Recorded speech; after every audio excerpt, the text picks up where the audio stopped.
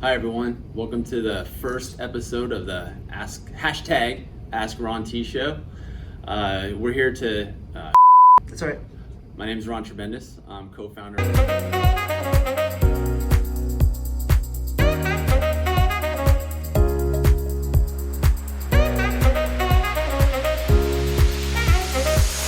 My name is Ron Tribendis. I'm co-founder of Performance Medicine Sports Therapy. We're going to answer your questions. We're going to answer your questions about physical therapy, sports medicine, functional training, performance training, everything you got. So bring it. When should an athlete seek medical help for an injury? What I always tell my athletes again is if you have pain for more than 2 or 3 days and nothing subsides and nothing's getting better, you need to do something about it. 2 to 3 days is kind of the standard for what I tell them, because you can have one day where you're just like not feeling great, but then you should have enough tools in your toolbox to know, hey, maybe I can try some of these stretches, these exercises, and it might take care of it. But 2 to 3 days of the same consistent pain, you have to see somebody. How much pain is okay before returning to sports? 0. I mean, you really shouldn't have any pain, Now, I kind of deviate on that a little bit, but it's usually mostly with adults and adult runners. So say somebody spends 15 weeks training for a marathon or an Ironman. That's a lot of time, it's a lot of commitment, and they get to the last 2 weeks and they get some kind of niggle that's kind of flared up, right? My rule of thumb for a runner or an ultra runner or something like that is that you evaluate it during the event. So say they're doing a marathon. Mile 1, you start getting some pain, but then it kind of stays the same.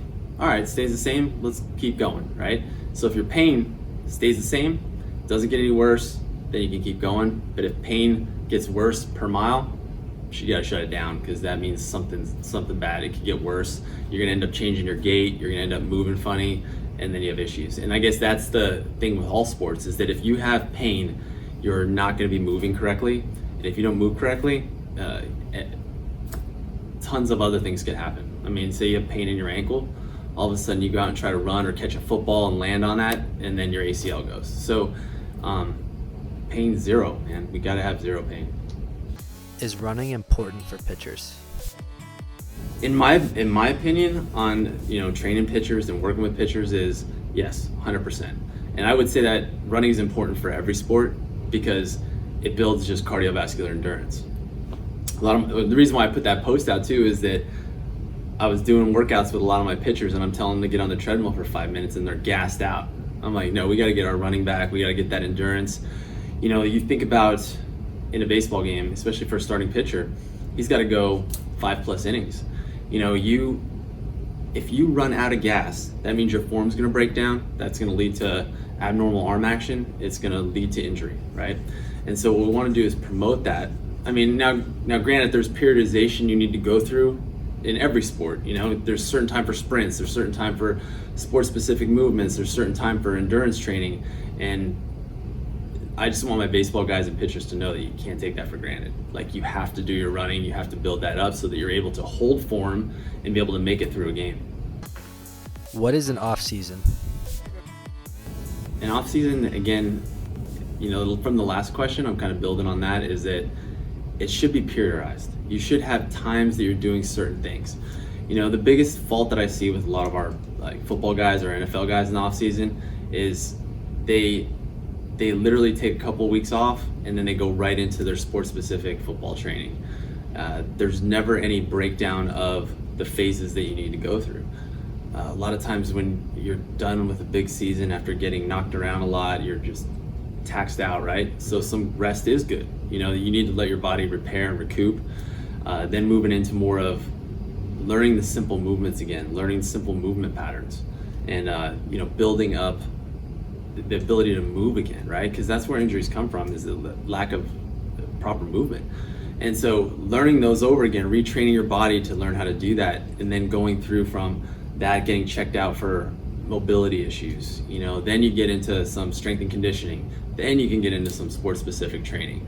So the off season in general should be broken down into phases. And if it's not, then you're just basically chasing your tail around. You're not really accomplishing anything, because you're going from, and one of the biggest faults that I see with a lot of, at least our NFL guys coming back, is that they they go from trainer to trainer to trainer to therapist to therapist to therapist. They never find their team and then come up with a game plan and work that. They're always jumping around all over the place, driving all over the place. It's like, guys, you got to settle down, get focused, get your A team, get your team together, and then execute the plan. What does sport specific really mean? Sport specific, at least to me, means coordinating a movement pattern and then loading it up.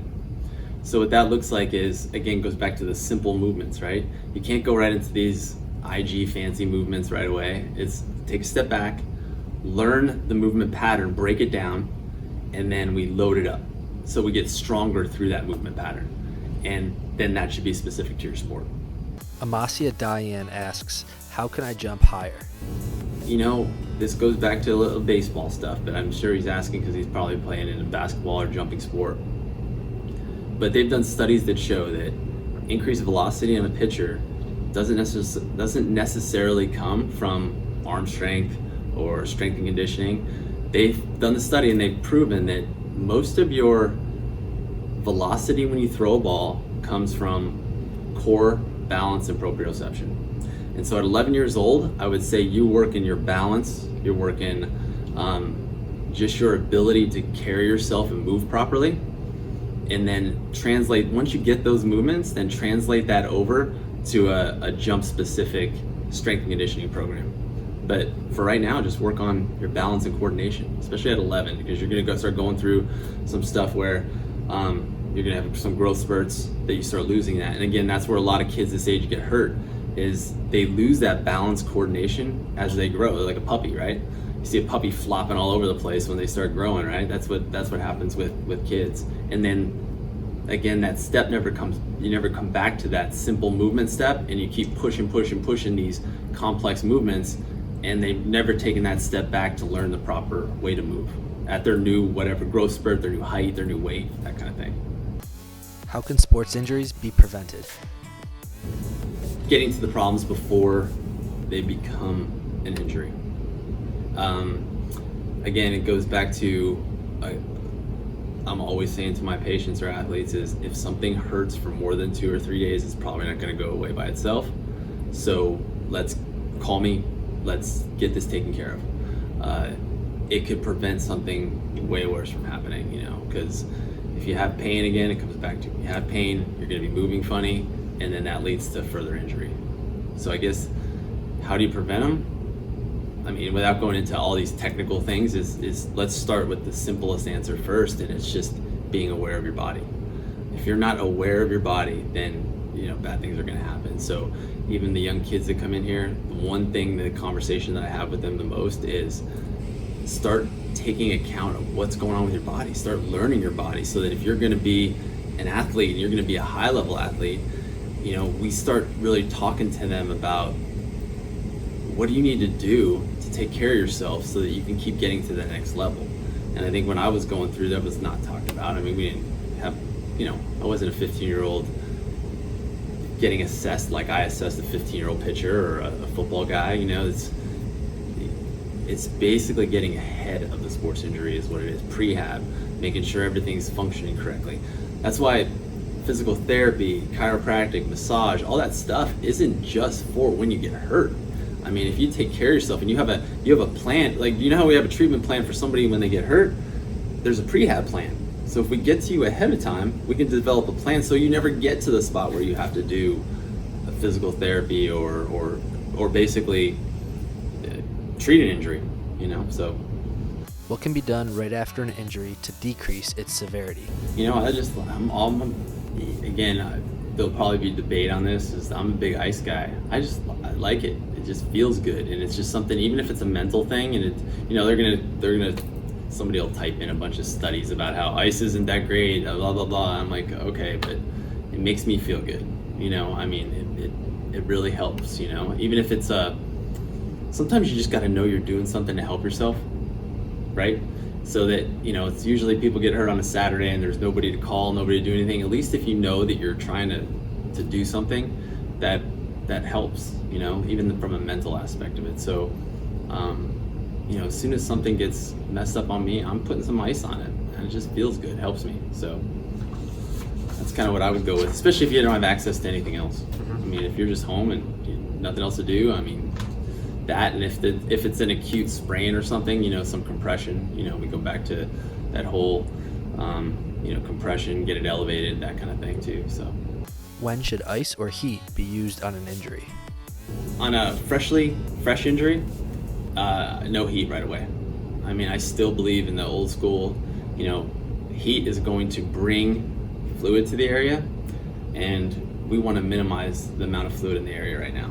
Again, but then now there's some research that says get more fluid to the area, so it goes back and forth, but I'm just speaking from what's worked for me in the past. Again, I'm a big ice guy. it feels good. I like it. So I like that. I like going back and forth. I like contrast. So contrast for me is by far the best. I even to this day, I'll do, since it's winter here in Texas, the pool temperature is the perfect 50 degrees. And so it's 50 degrees for 12 minutes and go up to my neck and then right into a hot shower. You'll sleep like a baby. You just want to fall asleep in the shower after you do that. It's perfect. And so I do a lot of that, and it really just helps overall health and wellness. How long should my child rest after an injury? That's basically up to the provider. Honestly, up to the provider and what your injury is. There's no right answer for that. It's all individualized, and that's how it should be, because nobody's the same on that. Is bracing or taping an injured area helpful? In certain circumstances, but movement is key. And so that's why, the most laziest thing for a doctor to do is just throw somebody in a boot. It's such a just, all right, here, put a boot on for 2 weeks. Well, that's not how we do things anymore. We want to get people moving immediately, right? Immediately. And so I'd say the quicker you can move, the better. The quicker you can move without bracing, the better. But again, there's certain things that, a basketball guy, right? You roll your ankle in the Final Four and you got to get back out there, you're going to tape that thing up and go, right? So again, there's a give and take here, but as far as just in general taping and bracing, yeah, we got to get away from that, because it also builds up. Say a volleyball girl is constantly wearing ankle braces just to support her ankles. Well, you got to go find the why again. I mean, you're just treating a what? Find the why. Why are your ankles weak? Is it up the kinetic chain? Is it because your hips aren't balanced? Is it because your hips are weak?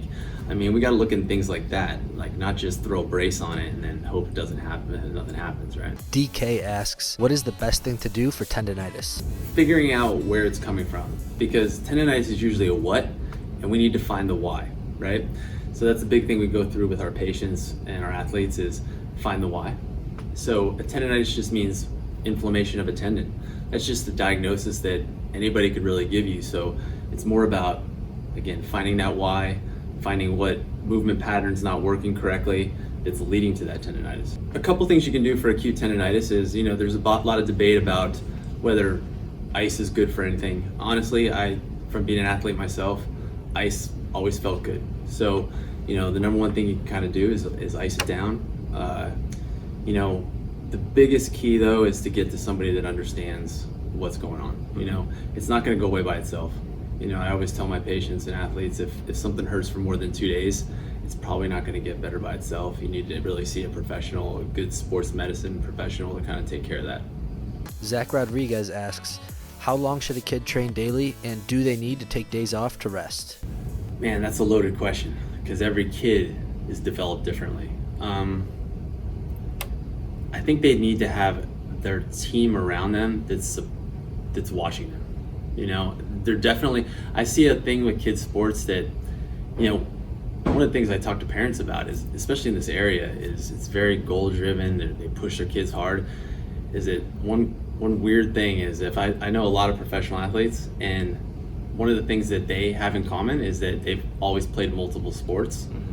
And they're professional athletes. So a lot of parents around here want their kid to be a professional athlete, but they are pushing them in once. They're doing the opposite of what anybody that made it is doing, right? So I guess answering his question is it's so individualized. It depends on how developed the kid is.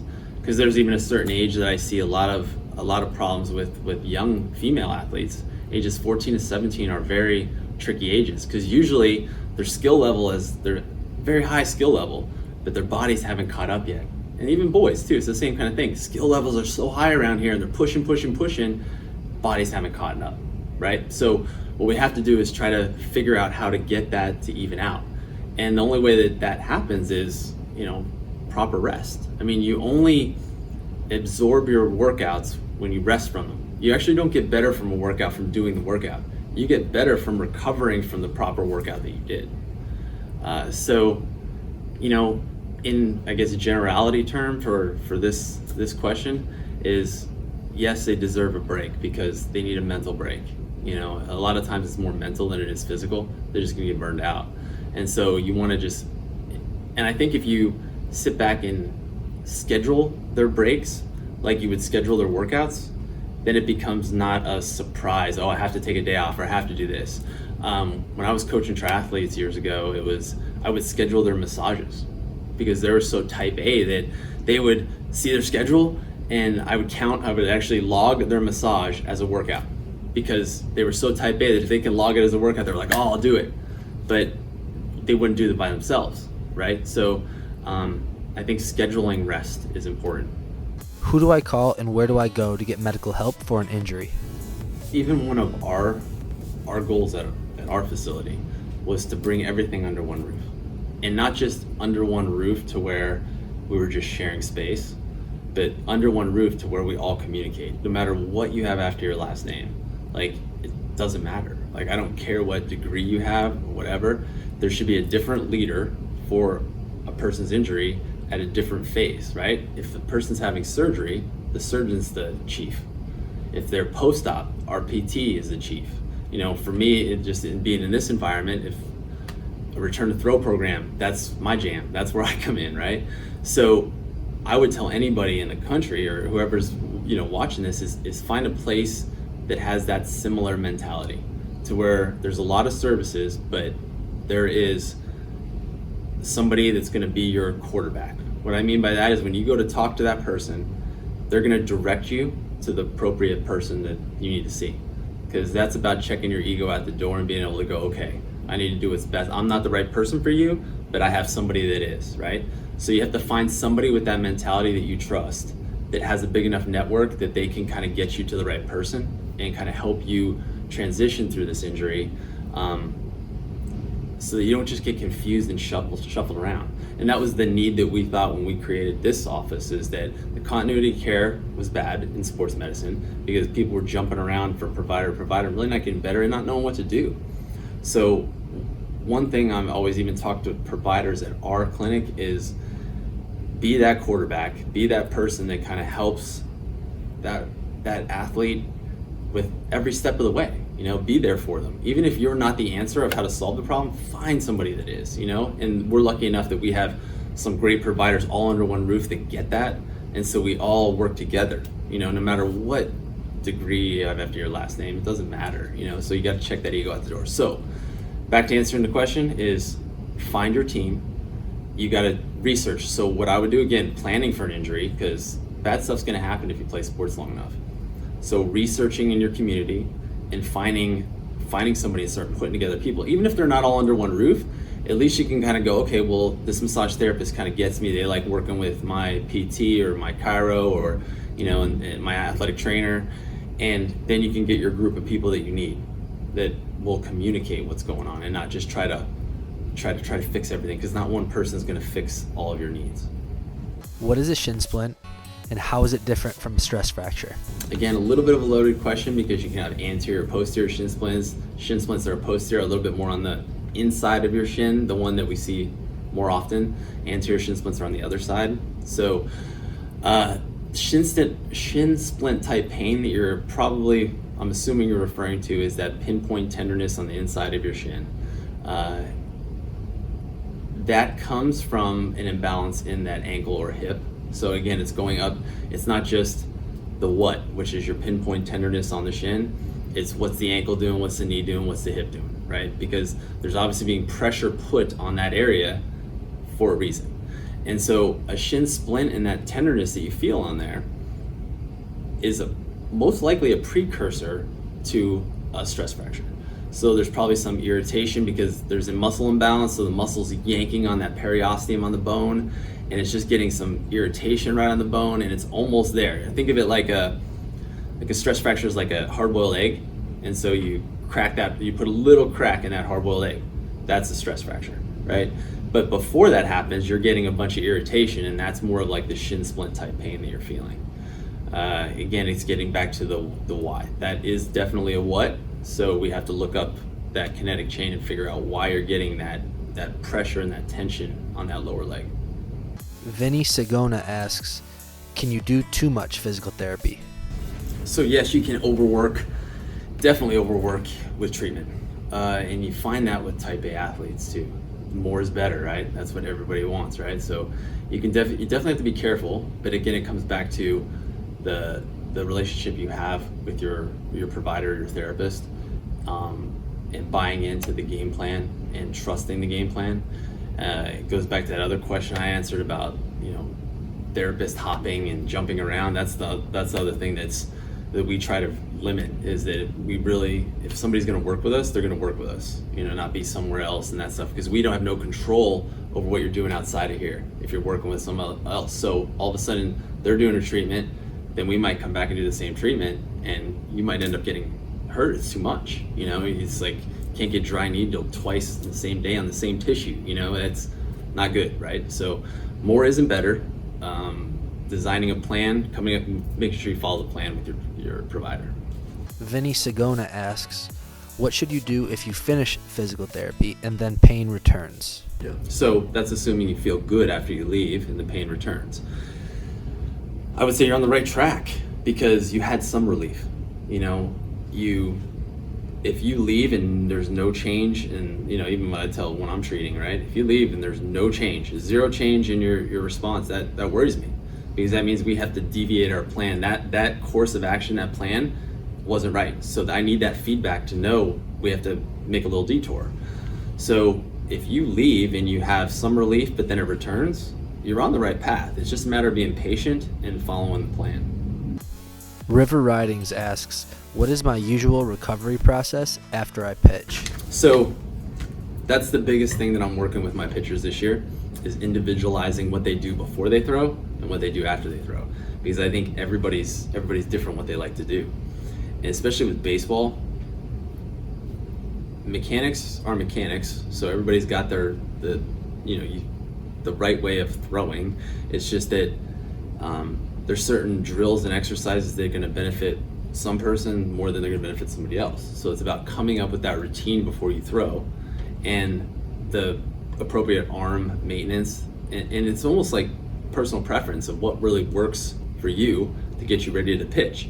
And then after you pitch, it's the same kind of thing. It's about, I kind of have a protocol that I'll go over with them, especially right after a start.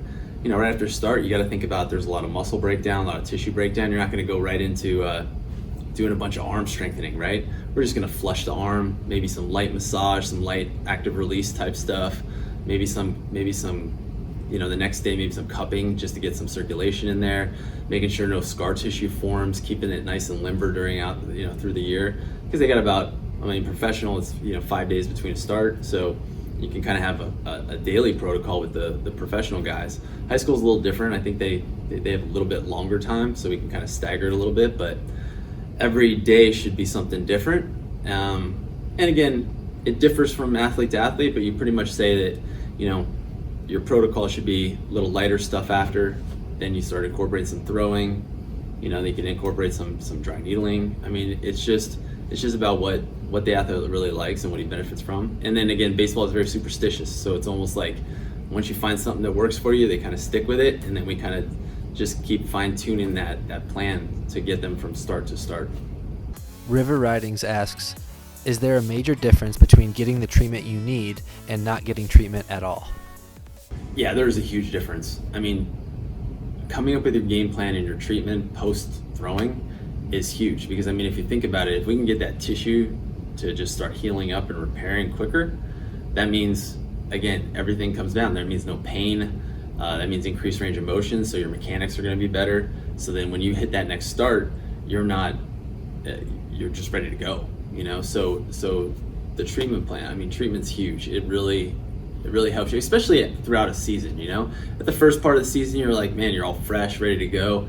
You might not see the benefit as much, but then you have to really do the work in the beginning part so that you last later on in the year.